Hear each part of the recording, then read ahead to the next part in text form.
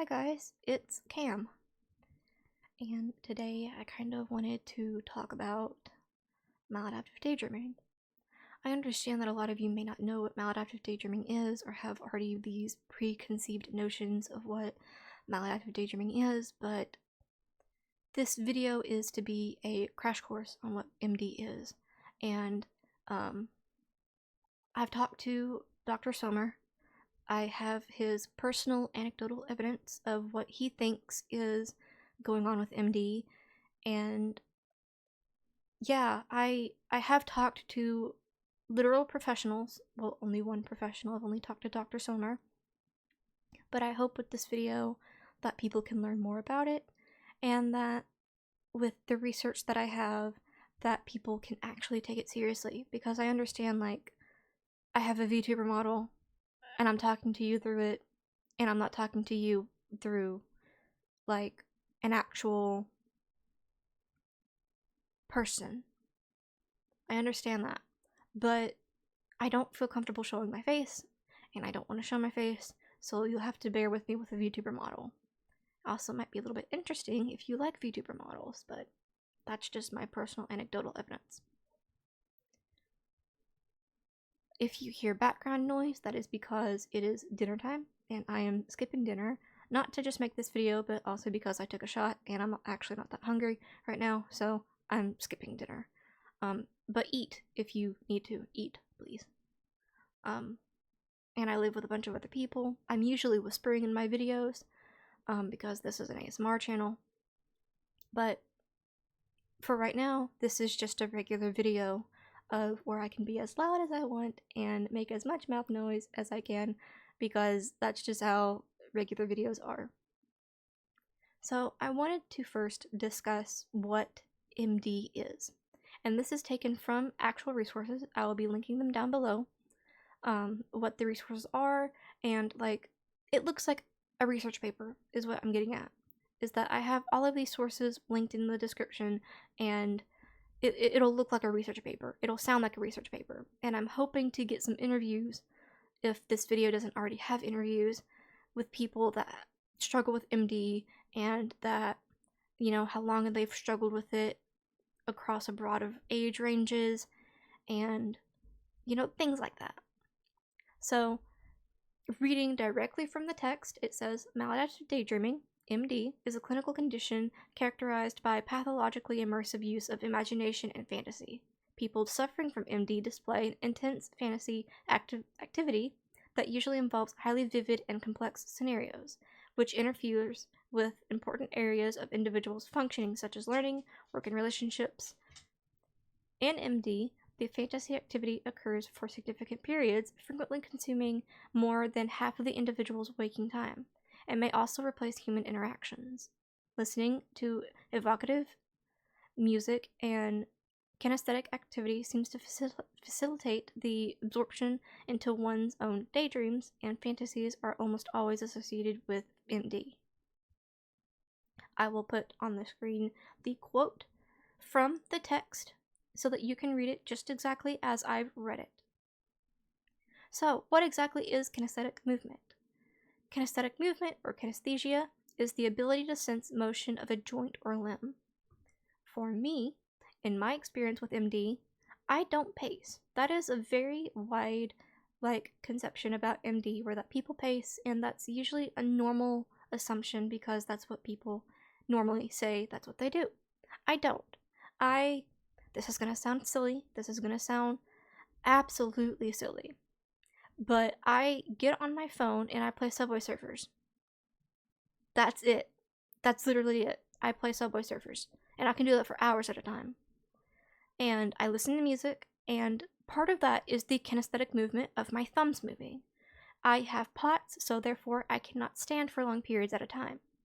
So I had to learn a way around it, and I didn't know that I had POTS at the time. I just knew that I couldn't stand.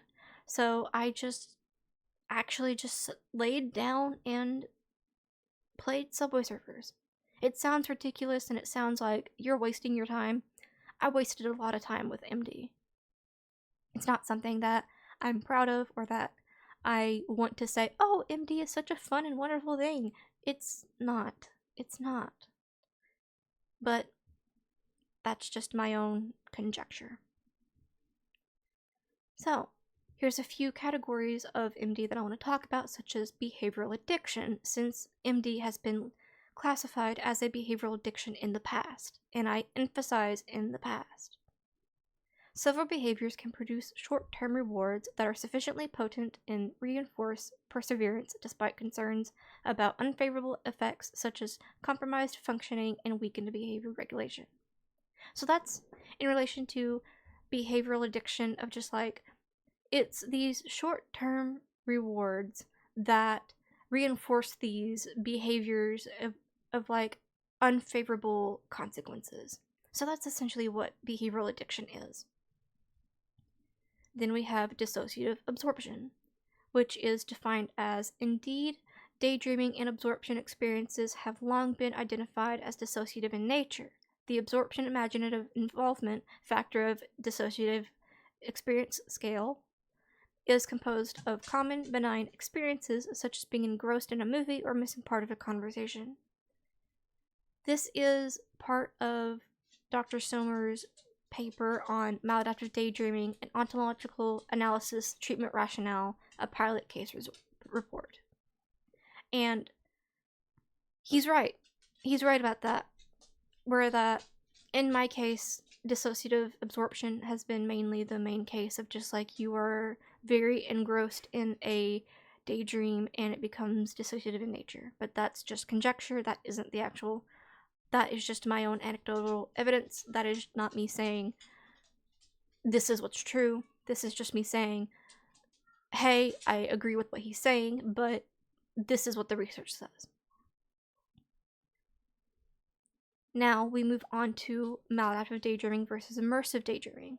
I will link here and also put in the video a clip of Dr. Sommer's video on immersive and maladaptive daydreaming. But basically what I have written down is a form of dissociative absorption, but not to the extent of it being MD. Immersive daydreaming can turn into maladaptive daydreaming, especially if it is done in long periods of time and disrupts daily functioning.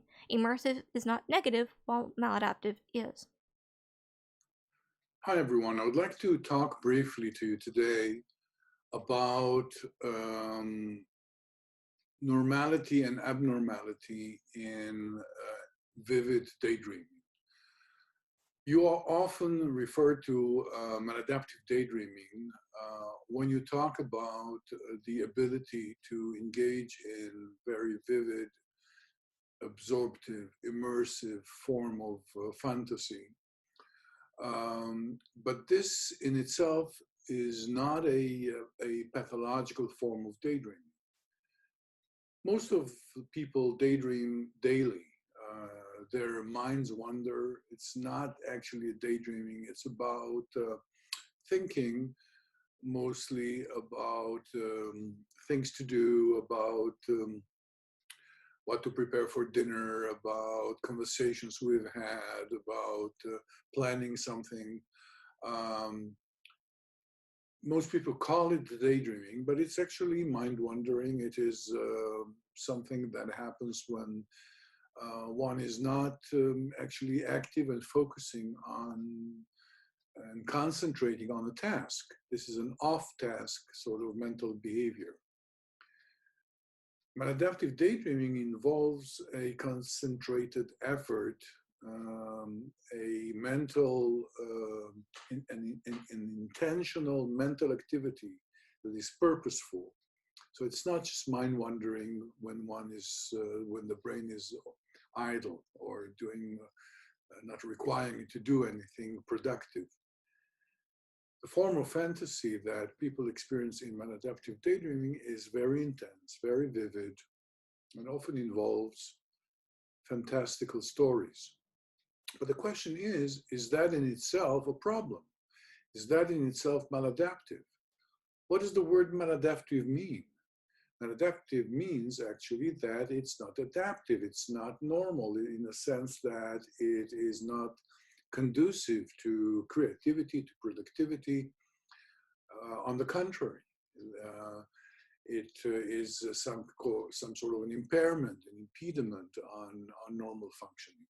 So I want to get on to the common questions that people have, like, and I'm gonna link the Reddit, and I'm gonna post this on Reddit too, so that people can see this as like a like, this is gonna be like the first thing that you view when you get to like a maladaptive daydreaming 101. So the first question is, am I a maladaptive daydreamer? I won't go over the scale in depth, and since it is not a diagnosable disorder, even when it is quote unquote diagnosed by a professional, it is still a professional self-diagnosis at best. So to say I have MD and treat it as a disorder, it's not diagnosable. But there is a scale called the Maladaptive Daydreaming scale. There is both a 16 question version and a 5 question version of it online that you can take for free and see if you have MD. Now, like I said, this is just self-diagnosis at best, and if you want to say you have it, you can. There is literally no consequences to saying you have MD. I am basically self-diagnosed with MD, but I have talked to Dr. Stromer before, and he treats me as if I have MD and that I have been diagnosed with it. So it's basically just a professional self-diagnosis at best. Now, I have not talked to him in person. It's been mostly over emails, and I did email him once about like the differences between dissociation and behavioral addiction and then dissociative absorption. So I have emailed him multiple times before, but other than that, I have not actually talked to him face to face. If this possibly blows up and I do get a chance to talk to him face to face, I would love to talk to him. Like, I'm a psychology student. I look up to this man. Like, I would love to talk to him. But this is just an informal video about MD and just trying my best to answer these questions. So, what causes MD? Taken from a paper called Maladaptive Daydreaming Among Patients with Dissociative Identity Disorder, it says, on the shorthand, lots of things. So unemployment, loneliness, suicidality, and childhood trauma can all cause MD. But this is where my next question comes in of, I think I have MD, but I've never experienced childhood trauma. Could I still have it? I'm not going to say no, because that's not true. There's lots of people that have not had childhood trauma, and they have MD. But it comes from, if it doesn't come from childhood trauma, then it comes from a myriad of other things, like lack of socialization. My puppy is in here with me, and she wants outside, and I don't want to let her outside because she'll just bark. So, but, it'll come from a myriad of other things as well, where that it'll be like lack of socialization, loneliness, depression, unemployment, as I said, suicidality. So, like, it's not just from childhood trauma, but childhood trauma can be a large factor in maladaptive daydreaming. As for me, I had childhood trauma from a very severe incident when I was younger, and I developed it. I'm not going to explain how I developed it. I just know that one day I was just like, daydreaming is the only thing that helps me cope. So, how do I stop daydreaming, and can it be cured? I will answer this later. So, another question is, why should I stop? Well, maladaptive, the word maladaptive, is described as marked by poor or inadequate adaptation.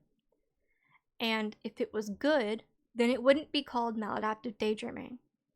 That is my one thing that I'm going to say to it, is that if it wasn't maladaptive daydreaming, then it would be called immersive daydreaming, but it's called maladaptive, so therefore it is bad because of the word maladaptive.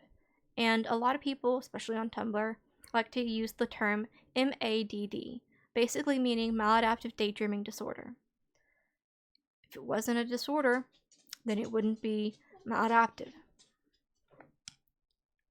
Is MD a real disorder? Is it real? In my opinion, yes. Is it a disorder? Not yet. Common triggers can be enhanced or maintained by music, can be triggered or maintained or enhanced by repetitive movement, such as pacing, rocking, or hand movements. Daydreams can be accompanied by vocal noises or facial expression, such as whispering, laughing, or mouthing words. Often daydreams when distressed or bored. And daydream immersion and length intensify when alone. This can all be found on the Reddit post. Like, there's a Reddit post on the Maladaptive Daydreaming subreddit. That's where I got all of these triggers from. So, are there comorbidities with maladaptive daydreaming? Well, in a survey done by Dr. Sommer, Herskew, and Samara, and Abura, maladaptive daydreaming can be positively associated with depression, anxiety, dissociation, obsessive compulsive disorder, ADHD, general psychopathology, psychotic symptoms, autism spectrum disorder, and traumatic experiences. Some effects were moderated by sample type, age, and gender. So, what's the percentage rate of people with maladaptive daydreaming and then the comorbidity? Well, you can have ADHD, for example. I have ADHD, and that is about a 77% chance of also having MD. Anxiety is 72%, depression is 67%, OCD is 54%, and there hasn't been a lot on dissociation with, like, this is all taken from the same resource called Comorbidity of Daydreaming Disorder, and these all basically just talk about there was no subsection of like dissociation, like dissociative identity disorder and maladaptive daydreaming, or PTSD, for example, and maladaptive daydreaming. So this is where we come to the part of, so now we come to MD being tied to loneliness and emotional dysregulation. In that same paper done by Dr. Sommer, Herskew, Samara, and Abura, Maladaptive Daydreaming and Psychopathology, a meta-analysis, they say, our secondary analysis examined other psychological problems. We found a positive association between MD and difficulties in emotion regulation, loneliness, dysfunctional personality traits, negative affect, pathological celebrity worship, personality disorder, shame, somatic symptoms, problematic internet use, and psychological distress. Additionally, there is a negative association between MD and self-efficacy and self-esteem. And then another resource, the same resource says, accordingly, MD is associated with unemployment and suicidality. It is also associated with deficit emotional regulation, narcissism, and may follow childhood trauma. In another resource, it says, a path analysis revealed that loneliness and emotional dysregulation mediated with the relationship between autism spectrum disorder traits and maladaptive daydreaming symptoms. Specifically, while all variables were positively associated with MD symptoms, ASD traits were negatively associated with MD symptoms after accounting for loneliness and emotional dysregulation. This is where the part of, is MD associated with childhood trauma, comes into play. Unlike other dissociative disorders, no evidence has yet shown that childhood trauma is either sufficient or necessary for the development of MD. This is Dr. Sommer's analysis in Maladaptive Daydreaming Ontological Analysis, Treatment Rationale, a pilot case report. So, now I want to talk about the common misconceptions and myths of maladaptive daydreaming. A lot of people think if I stop daydreaming, then I'll lose my creativity. Daydreaming a lot compared to severe disorders like schizophrenia. Or, oh, I daydream too, similar to the, oh, everyone's a little autistic, but it's not the same. That if you try hard enough, you can willpower it away. And a personal anecdote is that daydreaming isn't bad, and trying to eliminate it is impossible, but people do need help if it interferes with their life.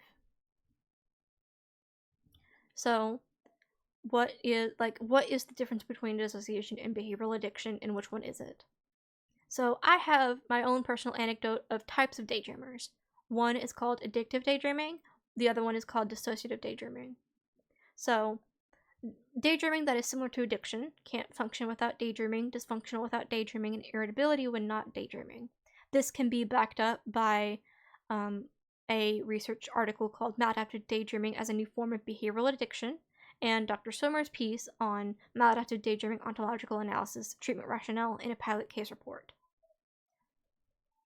There is another one called Dissociative Daydreaming, which is daydreaming that is similar to dissociation. You're on autopilot mode, depersonalization, daydreaming, feeling like things aren't real.